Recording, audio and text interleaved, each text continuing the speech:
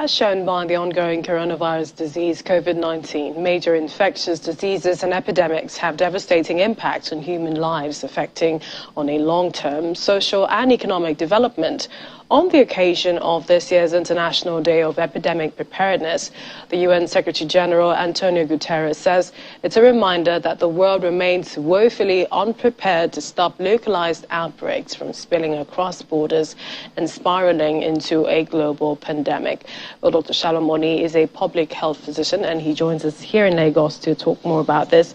Thank you for joining us on the program. Thank you for having me, Ms. Sam.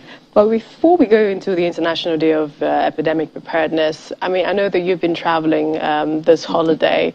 What have you noticed in terms of, compliance to the measures? There hasn't been any much difference from what we've been having since the beginning of the outbreak, last year. Some individuals are complying with the NPIs, the non-pharmacological interventions, out of ignorance. We're asked to do. Some do it for the cameras, for the photos, just to fulfill righteousness. While some other individuals are doing it because they have the understanding, of what it actually does. So I think we are still in the midst of the pandemic, and the government just needs to keep on ensuring that the right communication is out there, to keep on orientating people and encourage them, to apply with the NPIs. A thought came to my mind, we see a lot of checkpoints when you're traveling for tourism or to go to see loved ones and things like that. Why the law enforcement agencies are on the road, the FRC, the police and all that, why not integrate the so-called integration, when in the medical practice? Why not integrate their work and ensure that whoever they see, they ask, why are you guys not on face mask? For example, the police are supposed to do a check-in, the FRIs are supposed to ask for certain documents and things like that. So why not integrate that also?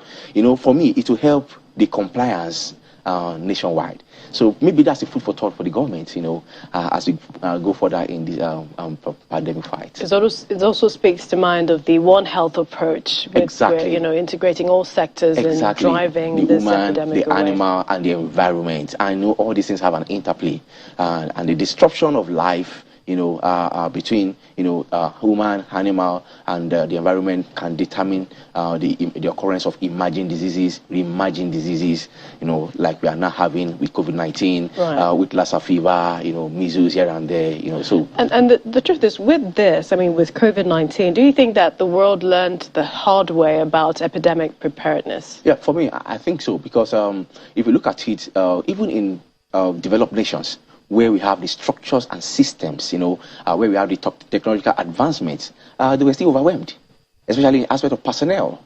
One of the ongoing brain drain is as a result of the overwhelming impact of COVID-19 in some European countries, on their personnel. So for me, I think it impacted every continent, but in varying degree. For me, for developed nation, the personnel and their their equipment overwhelmed. For us in Africa, lack of structures and systems, non-functional. But however, the positive side is that a lot of countries have been able to learn one or two things. For example, when the pandemic started, Nigeria had, I think, about 4 to 5 genomic laboratories nationwide, but now we have well over 45, spread across the nations, in northern areas, even areas we wouldn't have believed, So for me, I think there has been a lot of positive from it, but it came in a hard way. Now, not even talking about the economic implication. It has cut so deep into the budget of nations, voting billions of naira, billions of dollars, to fight. I was just reading through one time what United States did, in terms of their palliatives. They spent trillions, just to ensure that they cater palliatives only. So for me, I think we learned the hard way. And just like we said in it was reported in the International Day of Epidemics that by now, right now, we have still not mastered what it takes to ensure that local spread remain local and does not go global. So for me, that's the food for thought for nations, especially African nations, to make sure that we still keep the structures, the systems in place, so that we can pick. The beauty of pandemic or epidemics or anything, or disease outbreak is that you can pick, the index case almost immediately, either from the port, or from the primary level or the grassroots level or from wherever, you can pick the index case, and from there, within 24 hours, you already marshal in your control system, then you marshal in your line listing system. Who are the individuals that this index case have had contact with in the last 24 hours? The beauty of it, that's the beauty of pandemic response, that you have a strong surveillance system that can pick, an index case. And for me, I think maybe Nigeria is due, maybe after this, we are due for a simulation.